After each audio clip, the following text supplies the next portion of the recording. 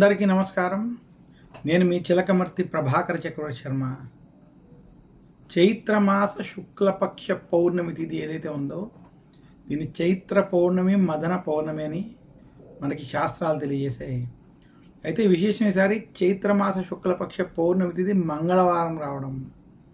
మనకి చైత్ర పౌర్ణమి హనుమత్ జయంతిగా కూడా చెప్పబడింది.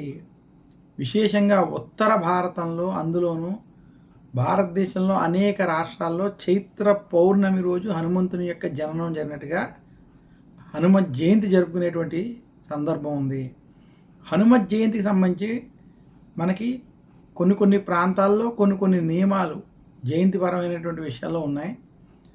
తమిళనాడు మరియు కేరళ ప్రాంతాల్లో వైశాఖ త్రయోదశి సమయంలో చాలా ప్రాంతాల్లో హనుమత్ జయంతి చేసుకునేటువంటి విధంగా ఉండడం, కొన్ని ప్రాంతాల్లో వైశాఖ పౌర్ణమి రోజు హనుమత్ జయంతి చేసుకోవడం ఉండడం. అయితే ఉత్తర భారతం మొత్తం కూడా చైత్ర పౌర్ణమి హనుమత్ జయంతిగా జరుపుకోవడం. అలాగే తెలుగు రాష్ట్రాల్లో కూడా చాలా ప్రాంతాల్లో చైత్ర పౌర్ణమినే హనుమత్ జయంతిగా జరుపుకోవడం విశేషం.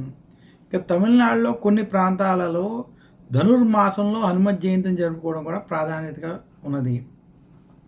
ఏది ఎలా ఉన్నప్పటికీ చిలకమర్తి పంచాంగరీత్యా దృక్ సిద్ధాంత పంచాంగణితం ఆధారంగా చైత్ర పౌర్ణమి ఈరోజు ఈసారి మంగళవారం రావడం ఇది చాలా విశేషం. హనుమత్ జయంతి మంగళవారం లేదా శనివారం వస్తే అది చాలా అరుదుగా వస్తుంది. అలా కలిసి రావడం వల్ల చాలా విశేషమైనటువంటి పవిత్రమైనటువంటి రోజుగా మనం చూడాలి.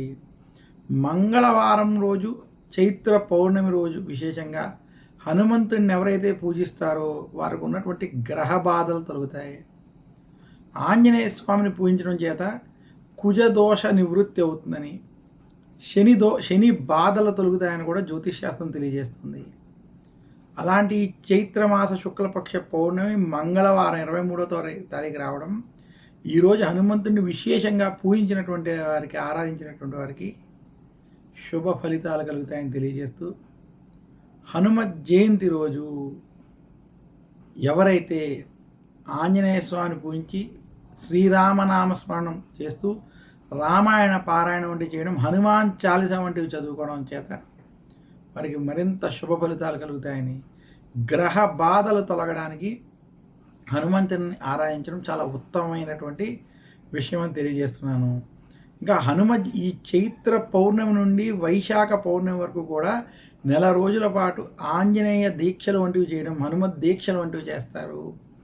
ఈ నెల రోజులు విశేషంగా ఉపవాసం వంటివి చేయడం, చాలా భక్తి శ్రద్ధలతో, నియమాలతో ఆ దీక్షని పాటించడం విశేషం.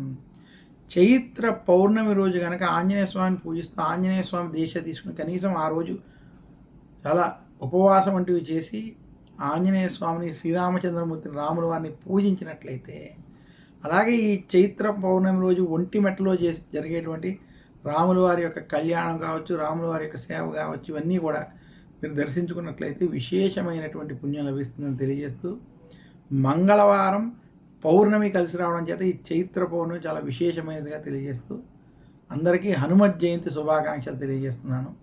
నమస్కారం. మీ చిలకమర్తి ప్రభాకర్ చక్రవర్తి శర్మ.